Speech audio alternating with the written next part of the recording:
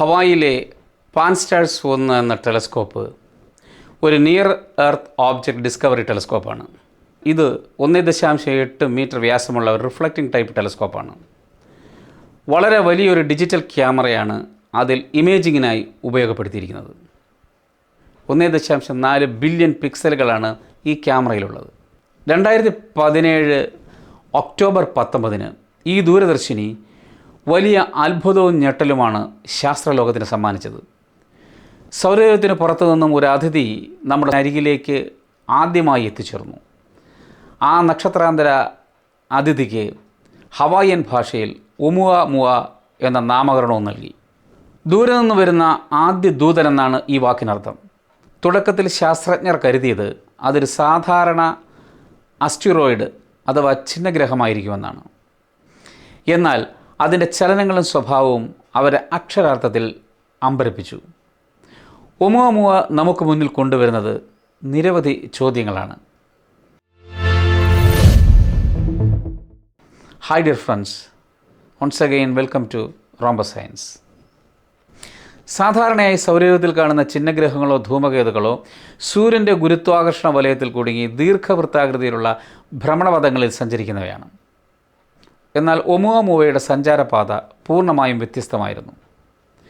Astronomical വസ്തുക്കൾക്ക് പലതരം സഞ്ചാരപാതകളുണ്ടാകാം. അതിൽ ദീർഘവൃത്താകൃതിയിലുള്ള അഥവാ എലിപ്റ്റിക്കൽ ഓർബിറ്റുകൾ സ്ഥിരപാതകളാണ്. അവയെ ബൗണ്ട് ഓർബിറ്റുകൾ എന്നാണ് വിളിക്കുന്നത്. ഛിന്നഗ്രഹങ്ങൾക്കും ധൂമകേതുക്കൾക്കും ഇത്തരത്തിലുള്ള എലിപ്റ്റിക്കൽ ഓർബിറ്റുകളാണുള്ളത്. എന്നാൽ പരാബോളിക് ഹൈപ്പർബോളിക് ഓർബിറ്റുകൾ അൺബൗണ്ടായ ഓർബിറ്റുകളാണ്. നമ്മുടെ ഒമുവമുവ ഒരു ഹൈപ്പർബോളിക് ഓർബിറ്റിലൂടെയാണ് സഞ്ചരിച്ചത്. ഇത്തരം പാതകൾ അൺബൗണ്ട് ആയതിനാൽ അത് സൂര്യൻ്റെ ഗുരുത്വാകർഷണ വലയത്തെ ഭേദിച്ച് ഒരു ബുള്ളറ്റ് പോലെ സൗരയൂഥത്തിലൂടെ കടന്നുപോയി. അതെങ്ങും തങ്ങിയില്ല, നമ്മോട് യാത്ര ചോദിച്ചില്ല, അടുത്ത ലക്ഷ്യസ്ഥാനത്തേക്ക് അവൻ കുതിച്ചു. മറ്റൊരു പ്രധാന പ്രത്യേകത അതിൻ്റെ രൂപമാണ്.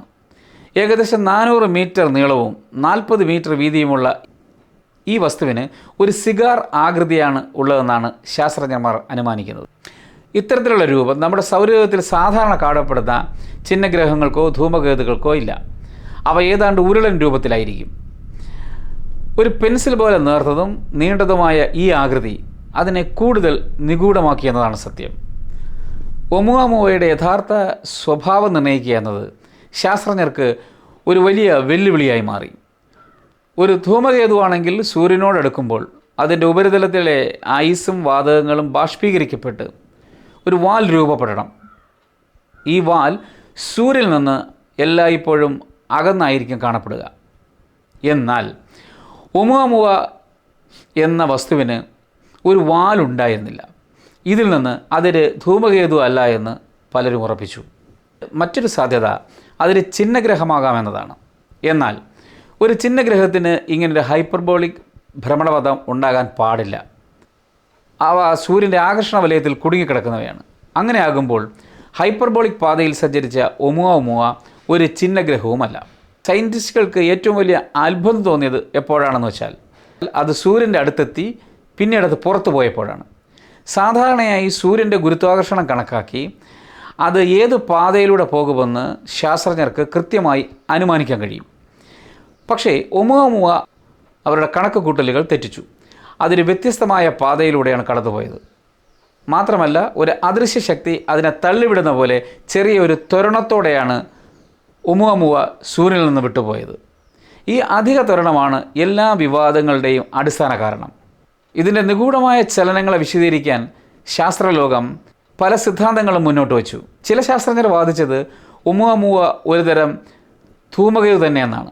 ഇതിൽ സാധാരണ കാണുന്ന ഐസിന് പകരം ഹൈഡ്രജൻ ഐസോ നൈട്രജൻ ഐസോ പോലുള്ള വ്യത്യസ്തമായ സംയുക്തങ്ങളായിരിക്കാം ഉണ്ടായിരിക്കുന്നതെന്നും അവ സൂര്യൻ്റെ ചൂടിൽ ബാഷ്പീകരിക്കപ്പെട്ടത് നമുക്ക് കാണാൻ കഴിയാത്തത്ര നേർത്ത രീതിയിലായിരിക്കാമെന്നും അവർ വാദിച്ചു.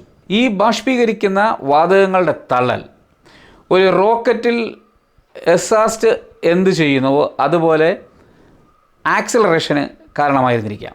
ഒമുവമുവ അസാധാരണമായ ഘടനയുള്ള നമ്മുടെ സോളാർ സിസ്റ്റത്തിന് പുറത്തുള്ള ഒരു വാൽ നക്ഷത്രമായിരിക്കാം എന്നാണ് മറ്റൊരു സിദ്ധാന്തം. അതിൽ കുടുങ്ങിയ വാതകങ്ങൾ പുറത്തുവിടുമ്പോൾ അതിൻ്റെ ഉപരിതലത്തിൽ ഒരു പുറന്തോട് രൂപപ്പെട്ടിട്ടുണ്ടായിരിക്കാം. ഇത് വാലിൻ്റെ പ്രകടമായ അടയാളപ്പെടുത്തലുകളില്ലാതെ ത്വരണമുണ്ടാക്കുന്നു. ഏതെങ്കിലും വിദൂര നക്ഷത്രത്തിൻ്റെ രൂപീകരണ സമയത്തോ അല്ലെങ്കിൽ ഒരു നക്ഷത്രം പൊട്ടിത്തെറിച്ചതിൻ്റെ ഫലമായോ സൗരയൂഥത്തിലേക്ക് തെറിച്ചു വന്ന ഒരു കഷണമാകാം ഒമുഅമുവയെന്നും വാദിക്കുന്നവരുണ്ട്. എന്നാൽ ഈ സിദ്ധാന്തങ്ങളൊന്നും ഒമുഅമുവയുടെ എല്ലാ പ്രത്യേകതകളെയും പൂർണ്ണമായും വിശദീകരിക്കാൻ പര്യാപ്തമായിരുന്നില്ല. ഈ സമയത്താണ് ഹാർവാർഡ് യൂണിവേഴ്സിറ്റിയിലെ പ്രശസ്ത ജ്യോതിശാസ്ത്രജ്ഞനായ പ്രൊഫസർ ആവിലോബ് ഒരു വ്യത്യസ്ത സിദ്ധാന്തവുമായി രംഗത്തെത്തിയത്. ഒമുഅമുവ ഒരു പ്രകൃതിദത്തമായ വസ്തുവല്ലെന്നും അത് അന്യഗ്രഹ നാഗരികതയുടെ സാങ്കേതിക വിദ്യയായിരിക്കാമെന്നും അദ്ദേഹം വാദിച്ചു. ഒമുഅമുവയുടെ അസാധാരണമായ ആകൃതി, വാലില്ലാത്ത ചലനം, സൂര്യൻ്റെ ഗുരുത്വാകർഷണത്തെ ചെറുത്തുകൊണ്ടുള്ള ചെറിയ ആക്സിലറേഷൻ, ഇതെല്ലാം ഒരുതരം സോളാർ സെയിൽ പോലെ പ്രവർത്തിക്കുന്ന ഒരു പേടകത്തിൻ്റേതാവാമെന്ന് അദ്ദേഹം വാദിച്ചു. സോളാർ സെയിലുകൾ സൂര്യപ്രകാശത്തിൻ്റെ സമ്മർദ്ദം ഉപയോഗിച്ച് സഞ്ചാരം സാധ്യമാക്കുന്ന ഒരു സാങ്കേതിക വിദ്യയാണ്. ഭൂമിയിൽ പോലും ഇതിൻ്റെ പരീക്ഷണങ്ങൾ നടക്കുന്നുണ്ട്. അന്യഗ്രഹ ജീവികൾ നിർമ്മിച്ച് ഉപേക്ഷിക്കപ്പെട്ട ഒരു പേടകമോ അല്ലെങ്കിൽ നിരീക്ഷണത്തിനായി അയച്ച ഒരു ദൂതനോ ആകാം ഒമുഅമുവ എന്ന് ലോബ് അഭിപ്രായപ്പെട്ടു. ഈ സിദ്ധാന്തം ശാസ്ത്രലോകത്ത് വലിയ വിവാദങ്ങൾക്കും ചർച്ചകൾക്കും വഴിവെച്ചു. മിക്ക ശാസ്ത്രജ്ഞരും ഈ വാദങ്ങളെ തള്ളിക്കളഞ്ഞുവെങ്കിലും ലോബ് തൻ്റെ നിലപാടിൽ തന്നെ ഉറച്ചു നിന്നു. അദ്ദേഹത്തിൻ്റെ വാദങ്ങൾ പ്രപഞ്ചത്തിൽ നാം ഒറ്റയ്ക്കല്ല എന്ന ചിന്തയ്ക്ക് കൂടുതൽ ശക്തി നൽകി. ഒമുഅമുവ ഒരു അന്യഗ്രഹ പേടകമാണോ അല്ലയോ എന്നത് ഒരു വലിയ ചോദ്യമാണെങ്കിലും അതിൻ്റെ പ്രാധാന്യം വളരെ വലുതാണ്. ഒമുഅമുവ നമ്മുടെ സൗരയൂഥത്തിലേക്ക് വന്നതായി സ്ഥിരീകരിക്കപ്പെട്ട ആദ്യത്തെ അന്യഗ്രഹ വസ്തുവാണ്. ഇത് സൂചിപ്പിക്കുന്നത് പ്രപഞ്ചത്തിൽ നമ്മൾ വിചാരിക്കുന്നതിനേക്കാൾ കൂടുതൽ അന്യഗ്രഹ വസ്തുക്കൾ സഞ്ചരിക്കുന്നുണ്ടെന്നും അവയെ കണ്ടെത്താൻ നമുക്ക് കഴിയുമെന്നുമാണ്.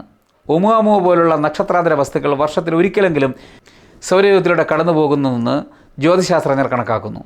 പക്ഷേ അവ മങ്ങിയതും കണ്ടെത്താൻ പ്രയാസമുള്ളതുമാണ്. അതിനാലാണ് 2017 വരെ അവ നമുക്ക് നഷ്ടപ്പെട്ടത്.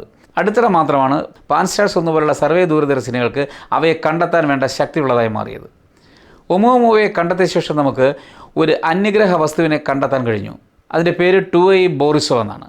ഇവിടെ 2I സെക്കൻഡ് ഇൻ്റർസ്റ്റെല്ലാർ ഓബ്ജക്റ്റ് എന്നതിനെ സൂചിപ്പിക്കുന്നു.